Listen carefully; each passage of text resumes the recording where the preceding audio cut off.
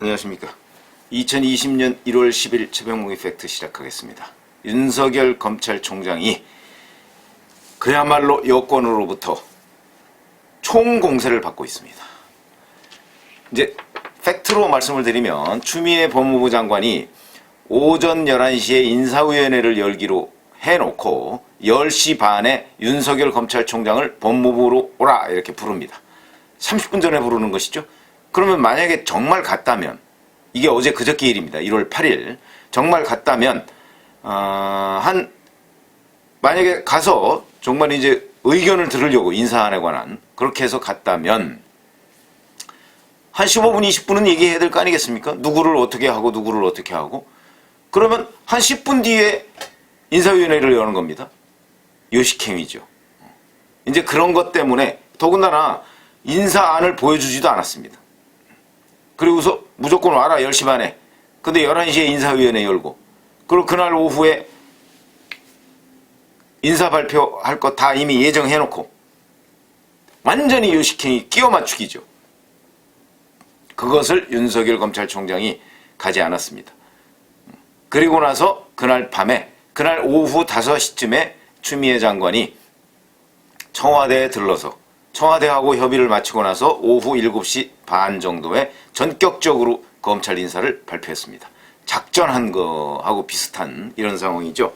자, 그런데 이 문제에 관해서 이제 국회에서도 야당이 문제를 삼고 언론에서 일부 문제가 되고 하니까 이제 해명을 하면서 윤석열 검찰총장 쪽에 온갖 압박을 넣고 있습니다. 그 압박 넣는 것, 우선 청와대 핵심 관계자, 이 핵심 관계자라고 하면 대개 국민소통수석이나 아니면 대변인이 얘기를 하는 경우가 많습니다.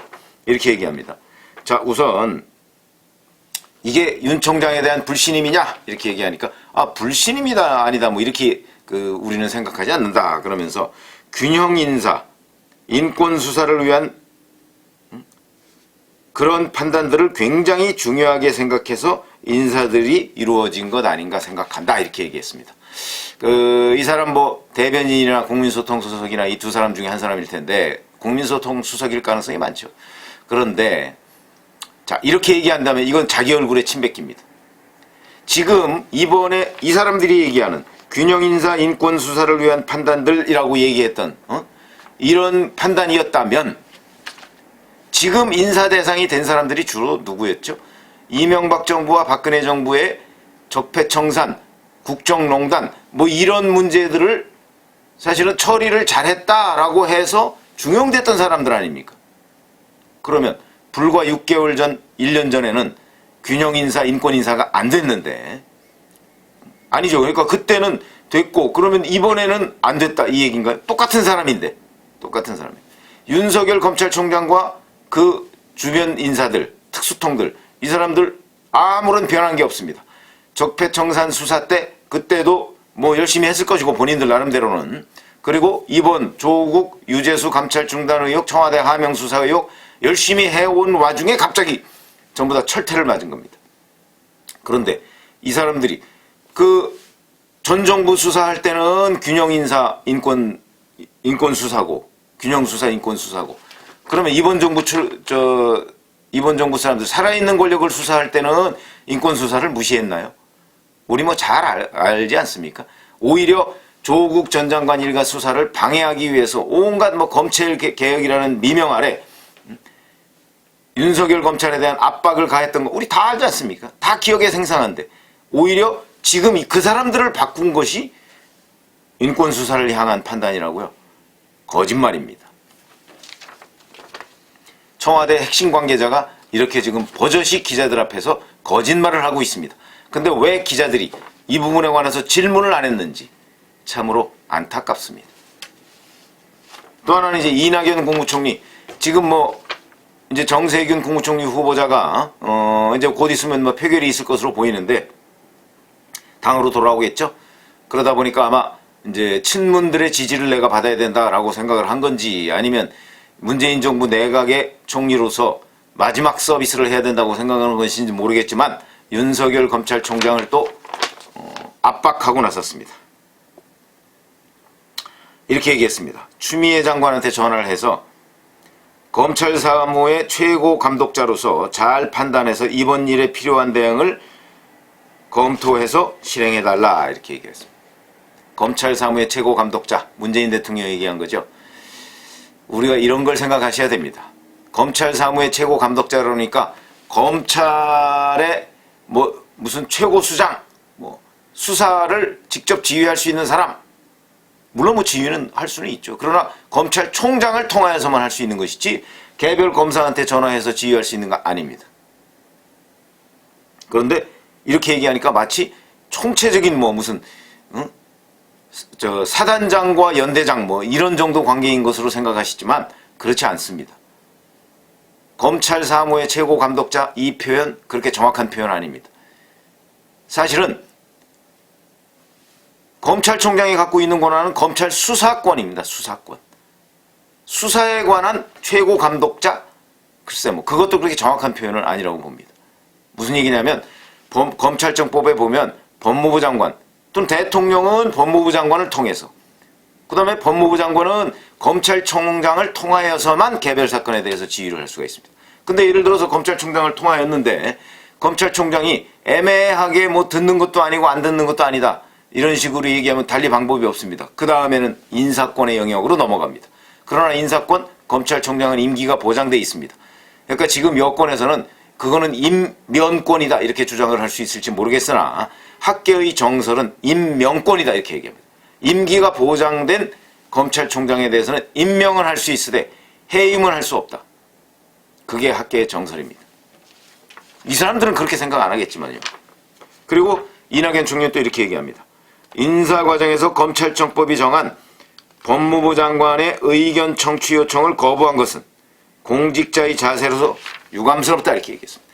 윤석열 검찰총장을 비판한 것이죠. 그런데 조금 전에 제가 말씀드렸지만 요식행위로서 11시에 인사위원회 열기로 하면서 10시 반에 만나자고 얘기하는 거, 더군다나 인사안을 주지도 않고, 그럼 무슨 의견을 제시하라는 겁니까? 아마 의견을 제시하라고 하면 윤석열 총장은 이렇게 제시했을 것입니다. 만약에 정말 같다면 지금 검찰 수사가 이것저것 굉장히 현안과 관련해서 중요한 것들이 많습니다. 더군다나 검찰 인사를 한 지 지금 5개월 보름밖에 안 지났습니다. 지금 이 사람들을 바꾸는 것은 검찰 수사에 심대한 영향을 미치고 본인들한테 불이익을 끼칠 영향이 있으므로 이 사람들을 제외한 인사를 해 주십시오 라고 얘기를 했을 것입니다. 이게 언제 때 얘기냐면 2004년 송광수 검찰총장이 강금실 법무부 장관한테 했던 얘기하고 똑같은 겁니다. 그때도 바로 대검 중수부팀이 대선자금 수사를 하고 있었죠. 주로 했던 것은 이회창 총재의 대선자금이지만 노무현 대통령, 당시 현직 대통령의 대선자금도 수사 대상이었습니다. 그래서 송광수 검찰총장이 강금실 법무부 장관한테 지금 이 수사팀을 건드리는 것은 여러 가지 오해를 받을 수가 있고, 그 다음에 수사팀의 불이익을 초래할 수 있다, 이런 우려 때문에 수사팀이 제대로 수사를 할 수가 없다. 그러니까 이것은 연기해달라, 이 인사를. 강금실 법무부 장관, 당시에 노무현 대통령 그거 받아들였습니다. 그래가지고 1월 31일에 정말 인사를 빈자리만 채우는 형식의 소폭 인사를 했습니다. 그리고 총선 이후에 하겠다 이렇게 발표를 했었죠. 그런 노무현 대통령도 정무적 판단으로 그런 결정을 내렸는데 지금 그 노무현 대통령을 한때 모신 문재인 대통령은 이 부분에 관해서 전혀 반대의 결론을 내리고 지금 밀어붙이고 오히려 그런 윤석열 검찰총장을 압박하고 있고, 거기에 이낙연 국무총리도 동조를 하고 있다. 이게 잘된 일이냐, 그리고 적반하장 아니냐, 이렇게 볼 수가 있습니다. 보복 인사를 했고 청와대를 향한 수사팀에 대해서 대규모 보복 인사를 해놓고서 윤석열 검찰총장 보고 잘못했다, 그런 걸 적반하장이라고 합니다. 그 다음에 추미애 법무부 장관은 어제 국회에 나가서 검찰청법을 어겨가면서 윤석열 검찰총장을 패싱한 검찰 인사를 한 것이 잘못 아니냐라고 얘기를 했더니, 아니다, 윤석열 검찰총장이 제 명을 거역한 것이다. 전근대적인 용어죠. 명. 검찰총장이 법무부 장관의 요청을 받는 것을 명령이다, 글쎄요. 지금 21세기에 통용될 수 있는 얘기인가요? 정말 뭐 감독자다 뭐 이 정도라면 모르겠으나 명을 거역한 것이다. 뭐 어명입니까?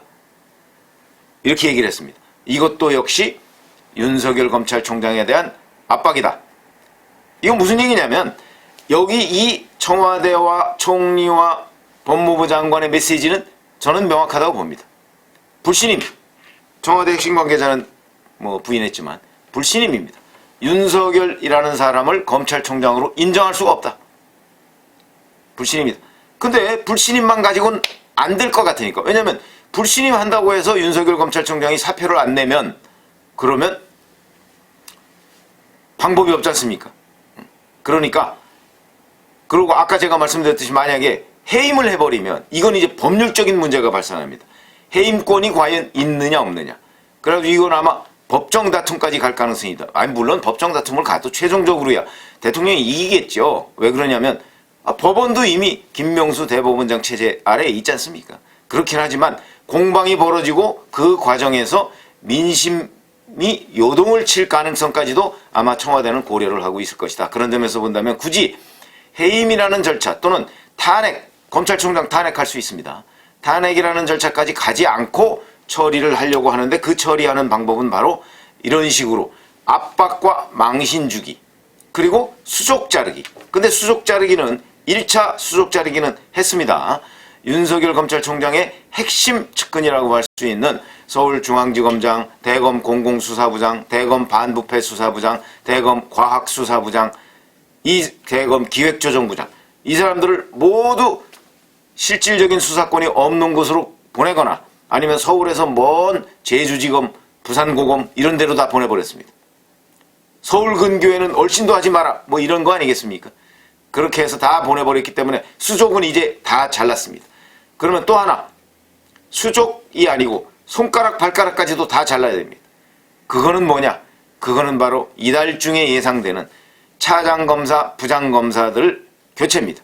만약에 청와대 하명수사 의혹, 그 다음에 조국 전 일가 남은 수사, 그 다음에 유재수 감찰 중단 의혹에 대한 조사, 이 부분을 실질적으로 지휘하고 있는 서울중앙지검의 1, 2, 3차장과 서울 동부지검 차장검사 형사 6부장 이 사람들을 전원 교체를 해버린다. 그렇게 되면 이제 남는 것은 실무검사들밖에 남지 않습니다.